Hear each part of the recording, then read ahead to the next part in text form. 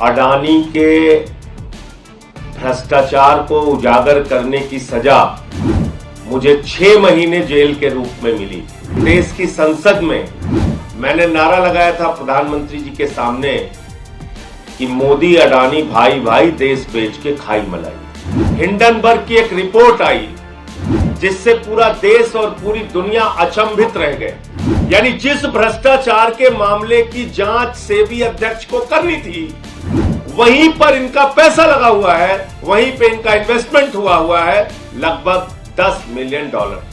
ये अडानी का घोटाला नहीं है, ये भारत के प्रधानमंत्री नरेंद्र मोदी का घोटाला है, ये भारतीय जनता पार्टी का घोटाला है, जिसने पूरा देश अपने दोस्त के हवाले कर दिया। अडानी के भ्रष्टाचार को उजागर करने की सजा मुझे 6 महीने जेल के रूप में मिली। और आपको याद होगा कि देश की संसद में मैंने नारा लगाया था प्रधानमंत्री जी के सामने कि मोदी अडानी भाई भाई देश बेच के खाई मलाई। क्योंकि 18 महीने पहले हिंडनबर्ग की एक रिपोर्ट आई जिससे पूरा देश और पूरी दुनिया अचंभित रह गए। वो रिपोर्ट क्या कह रही थी? वो रिपोर्ट यह कह रही थी कि दुनिया के तमाम घोटालेबाजों को इकट्ठा करके भारत से मनी लॉन्ड्रिंग करके अडानी ने हजारों करोड़ रुपए मॉरिशस में फर्जी कंपनियां बना के चैंग चुंग लिंग, नासिर अली, इन लोगों के माध्यम से फर्जी कंपनियां बना के हजारों करोड़ रुपए लगाया। और उन्हीं कंपनियों के जरिए गौतम अडानी का भाई विनोद अडानी भारत में शेयर बाजार को बढ़ाने के लिए, अपने कंपनियों के शेयर को बढ़ाने के लिए, अपने कंपनियों के शेयर को ओवर वैल्यू करने के लिए, यानी वास्तविक वैल्यू शेयर की उतनी नहीं है, उसमें फर्जी कंपनियां बना के विदेशों से पैसा लगाया गया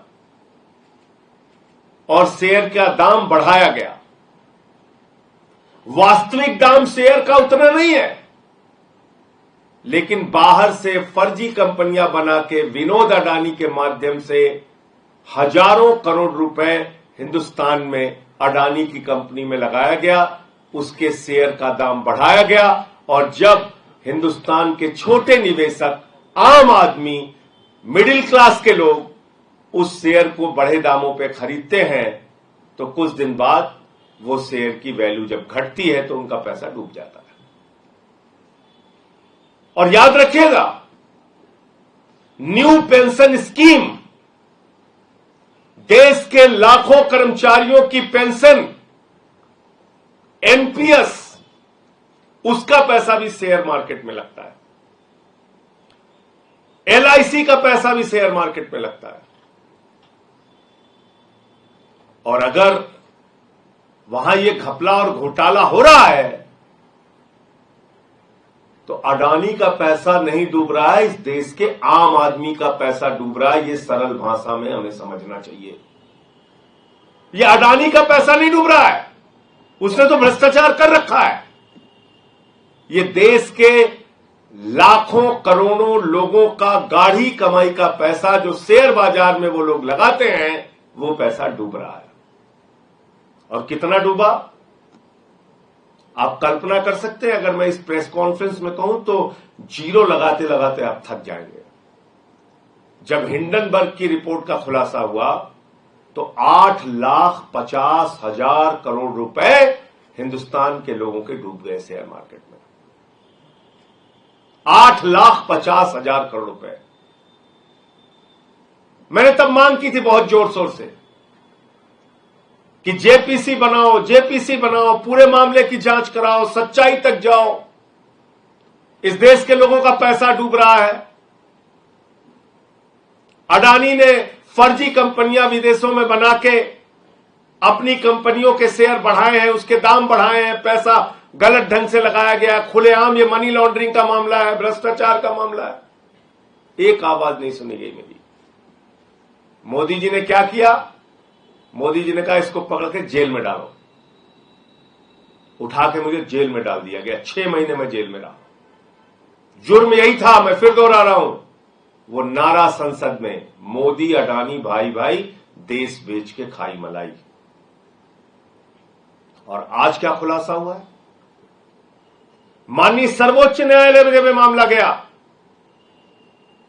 माननीय सर्वोच्च न्यायालय ने कहा इस पूरे प्रकरण की जांच सेबी करेगा। सेबी इस पूरे प्रकरण की जांच करेगा। सेबी ने अपनी जांच शुरू की। सेबी ने अपनी रिपोर्ट दाखिल की और 2023 के मई महीने में जो रिपोर्ट सेबी ने सुप्रीम कोर्ट में दाखिल की वो बड़ी हास्यास्पद है। आप सुनेंगे तो आपको मजाक लगेगा। सेबी सुप्रीम कोर्ट में कह रहा है कि हम ऐसे जुड़े 13 मामलों की जांच कर रहे हैं और ये कर रहे हैं, वो कर रहे हैं, और बाद में कह रहे हैं हमें पता नहीं है कि कहां तक ये जांच जाएगी। ये एक दिशाहीन जांच है। हुजूर कुछ गड़बड़ी तो हुई है, लेकिन हम बता नहीं सकते गड़बड़ी किसने की है। क्या कह रही है सीबी सुप्रीम कोर्ट में? हुजूर कुछ गड़बड़ी तो हुई है, किसने गड़बड़ी की है, क्या गड़बड़ी की है, यह हम बता नहीं सकते, और यह जांच दिशाहीन है, अंतहीन है, किस ओर जाएगी, कब तक चलेगी, यह हमें पता नहीं। तो क्यों बोला सेबी ने? सेबी अध्यक्ष ने क्यों बोला ये? इसका खुलासा कल हिंडनबर्ग की नई रिपोर्ट में हुआ है। और वो क्या कहती है नई रिपोर्ट? कि सेबी की अध्यक्ष माधवीपुरी बुच और उनके पति धवल बुच ने लगभग $10 मिलियन उन्हीं फर्जी कंपनियों में लगाए हैं, उन्हीं फंड्स में लगाए हैं जिसकी इनको जांच करनी थी। यानी जिस भ्रष्टाचार के मामले की जांच सेबी अध्यक्ष को करनी थी, वहीं पर इनका पैसा लगा हुआ है, वहीं पे इनका इन्वेस्टमेंट हुआ है लगभग $10 मिलियन। और ये एक विसिल ब्लोअर के माध्यम से इस बात का खुलासा हुआ। आप मुझे बताइए, जिन कंपनियों के, जिनके भ्रष्टाचार के, जिन मामलों की जांच स्वयं सेबी को करनी थी, अगर सुप्रीम कोर्ट ने कहा कि आप जांच करेंगे इसकी, तो माधवी बुच ने क्यों नहीं बताया कि हुजूर मैं जांच नहीं कर सकती क्योंकि हमारा मामला, हमारा पैसा तो और हमारे पति का पैसा तो खुद ही इन फंड्स के ऊपर लगा हुआ है जिसको विनोद अडानी मैनेज करता है, जिसके जरिए हिंदुस्तान के आम आदमी को लूटा जाता है, जिसके जरिए हिंदुस्तान के आम लोगों का लाखों करोड़ रुपए का उनको चूना लगाया जाता है। फिर मैं फिर दोहरा दूं, 8,50,000 करोड़ रुपए शेयर बाजार में 18 महीने पहले इस देश की जनता के डूबे थे, भूलिएगा नहीं। और तब मैंने चिल्ला चिल्ला के कहा था कि यह बहुत बड़ा भ्रष्टाचार है, जेपीसी से इसकी जांच कराओ। और तब मेरी एक नहीं सुनी गई, बल्कि उल्टा मोदी जी ने उठा के हमको जेल में भेज दिया। तो मैं भारत के प्रधानमंत्री से पूछना चाहता हूं, आप भ्रष्टाचार पे बड़ी बड़ी बातें करते हैं, भ्रष्टाचार को खत्म करने की गारंटी देते हैं, भ्रष्टाचारियों को जेल में भेजने की गारंटी देते हैं, और आपने एक तेलंगाना की सभा में कहा था अडानी कांग्रेस को टेम्पू में भर भर के रुपया पहुंचा रहा है। आप देश के प्रधानमंत्री होकर इतना बड़ा आरोप लगाते हैं और जैसे ही आपकी शपथ ग्रहण समारोह होती है, भारत के सेना के सर्वोच्च पद पे बैठे हुए लोग पीछे बैठते हैं, अडानी आगे बैठता है।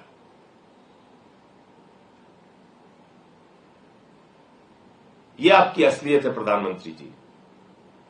इसलिए अडानी का घोटाला यह अडानी का घोटाला नहीं है, यह भारत के प्रधानमंत्री नरेंद्र मोदी का घोटाला है, यह भारतीय जनता पार्टी का घोटाला है, जिसने पूरा देश अपने दोस्त के हवाले कर दिया।